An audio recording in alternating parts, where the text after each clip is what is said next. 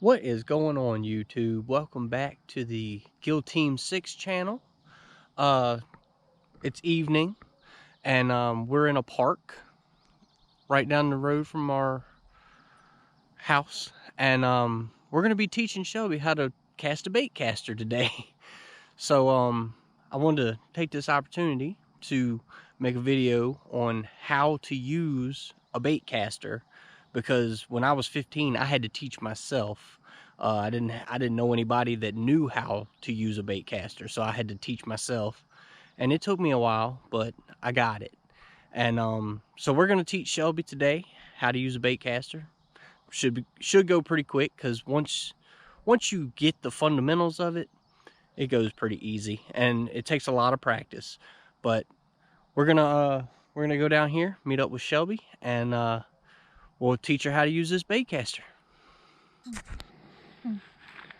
All right, Shelby, so show us the bait caster. Hold it up. This is a Black Max. I've had it for a couple years now, and it's very similar to what Shelby got. It's just a little easier to use. So we're gonna practice on this today and learn all the fundamentals, and then she can use hers when we go out fishing tomorrow. So all the basic parts of this bait caster are over here. You have a brake right here, and it turns like this. You can turn it up and down. You have a spool tension knob right here. You got your drag and your reel in handle, all that stuff. This is your spool, it's full of line. This is your button that engages the spool.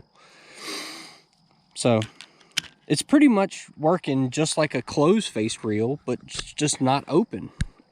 So the most important part of this reel is this knob right here. This controls the tension on your spool. If this knob is not right, then you're gonna bird nest every time, and it's gonna be funny. So what you do is you turn it up until it gets all the way tight. Now when this knob is all the way tight, you could throw this thing as hard as you want and take your hand off of it, and it will never bird nest. This brake over here is not really anything. You can use it for certain things. I use mine for switching between like regular casting and then flipping. I'll turn my brake down just so I can flip, but then I turn it back up when I'm doing regular casting.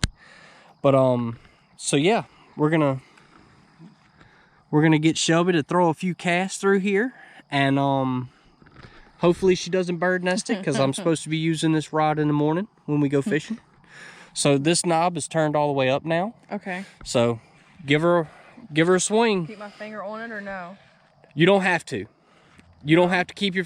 You have to hold the spool when you go to cast. Right. Yes, just like that. Keep your finger on the spool when you click the button.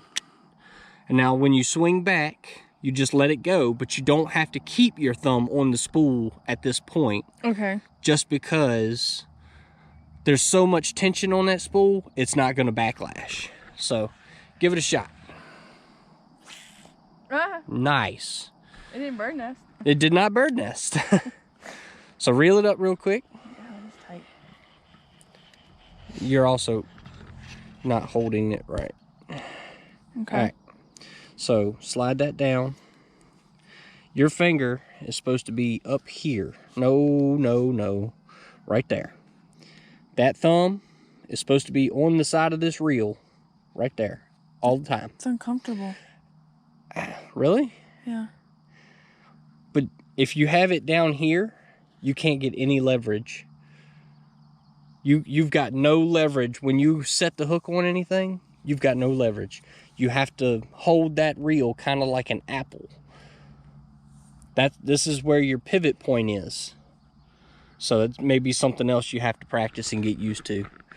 So now we're gonna turn this spool down just a touch, And the way I like to set it up is we've just got a weight on the end there. And the way I like to do it is set this spool up to where when you click this button, it just slowly starts coming out by itself. See, so you turn the spool tension down, and once that spool starts moving, oh, it's starting to move. Yep, there it goes. Now the tension should be right for me.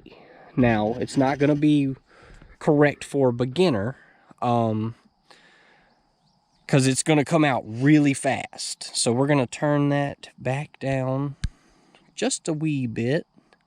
And all right, give it another shot. And keep my finger on it this time. Yeah, you try to keep your finger on it just to, in case it does backlash, it doesn't do it too bad, because I see her. She's watching us. We got a deer out here watching us. Oh my God. Yeah, you're supposed to cast that way, not over here. I'm sorry. Come on, reel it up. I caught the land. Let me. Does it here, have to be a certain length up here? I mean, yeah, usually. Is it me? Yeah, hold that. All right, pull it out. Yeah, it's you. It's me. Yeah, it's you. Because I have no problem with it. So, get this back in.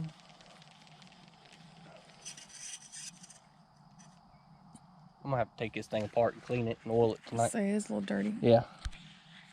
All right, so we're gonna try that again now that we know that it was you and not me. Jeez. All right, you're letting go too late. Okay, is that what it is? Yeah. I don't know what I'm doing. And you always cast your rod in the direction you want your line to go.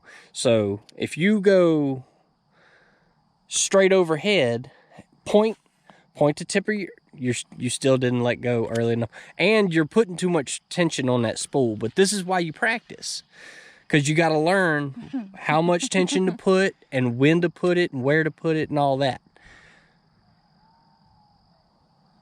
Coyotes are going off. There's 2 deer down there. Oh, really? Cool. I didn't see where that landed. No bird nest. No bird nest. Now, turn that spool down some.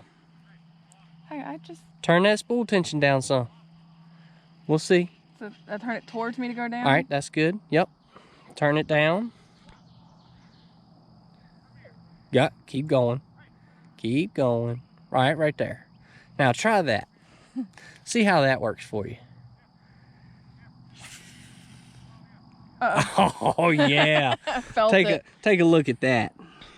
Oh yeah, nice and bird nest. So I just pull it? you just pull it straight out. Keep your thumb on the spool. That way it doesn't bird nest any more than it is. Pull it on out.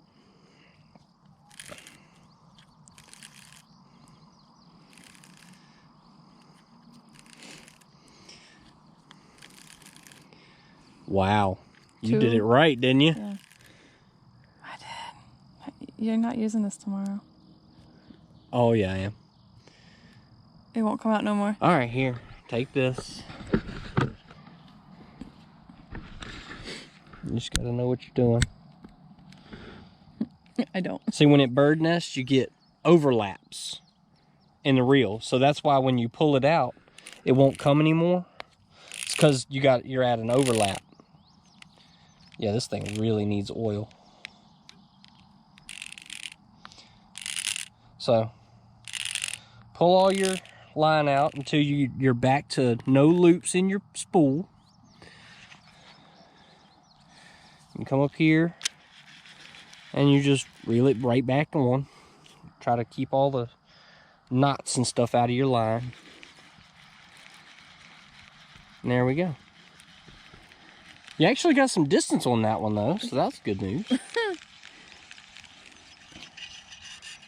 But yeah, this kind of setup right here, it's fairly cheap. I think I paid $80 for the rod and the reel mat. And all it takes is a little bit of practice, and you can you can do a lot with these rods. You can flip, you can pitch, you can...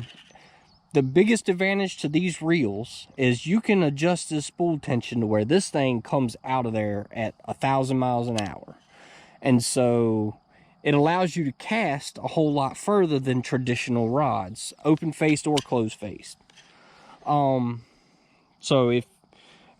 And you just have to practice with it. That is the main goal, is just walk out in your backyard. And unless you have a bunch of trees like us, and then you have to come down to the park down the street. But go somewhere where there's not a lot of trees and just spend an hour throwing this thing across the field, reel it in, across the field and reel it in. And you'll eventually learn how much pressure you have to put on this spool to where line can still come out, but it doesn't come out so fast that it bird nests your reel. So I think we're gonna wrap this up right here with that. And I hope you got something useful out of this video. This is, like I said, I didn't have anybody to teach me back in the day, and I mean, you don't really see a whole lot of it on YouTube. So I figured I'd put a video out that would help people who are just getting started, you know, help them if they wanted to use this kind of setup. Now they got a resource to kind of get a basic fundamentals of how this setup works. And once you get the basic stuff down, that's when you can start, you know, set a 5-gallon bucket up in your backyard and try to throw into the bucket. I do that all the time. So we're gonna cut it off here, but thank you for watching, and stay tuned for another video. We'll have another one coming out soon. I've been really busy, so I haven't put out anything for like 2 weeks. But we got vacation coming up. My boat is broken down, and hopefully I'll be buying a new one soon. If I do, you'll see it. So, all right, we'll catch y'all later. Thank you for watching Guild Team 6, and we'll catch you next time. Peace.